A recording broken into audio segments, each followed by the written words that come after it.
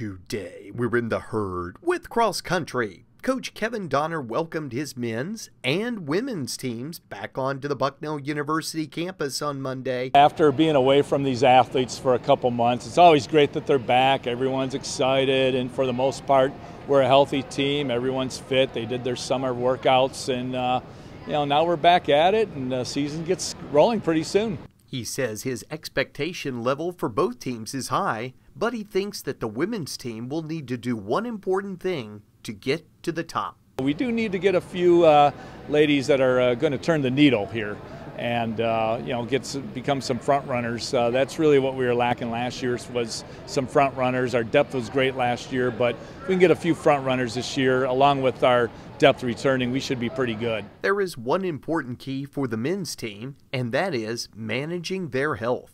Over the last couple of years, we never went in the championships at full throttle. We've always had a guy or two out, and this year we're going to have to really manage them, make sure they don't overtrain, so that by the end of the year they're ready to go. One of those individuals on the men's team who battled injuries last year was Mike McGowan, and unfortunately he tweaked his Achilles during the summer too.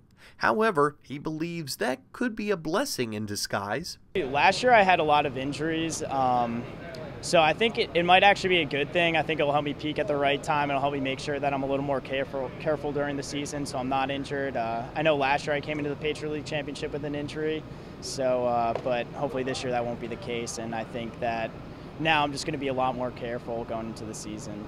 McGowan also interned over the summer at Merrill Lynch. They actually offered me a job, so they said to get back to them in March, so I got a little time to think about it. But yeah, hopefully I'll go into that industry.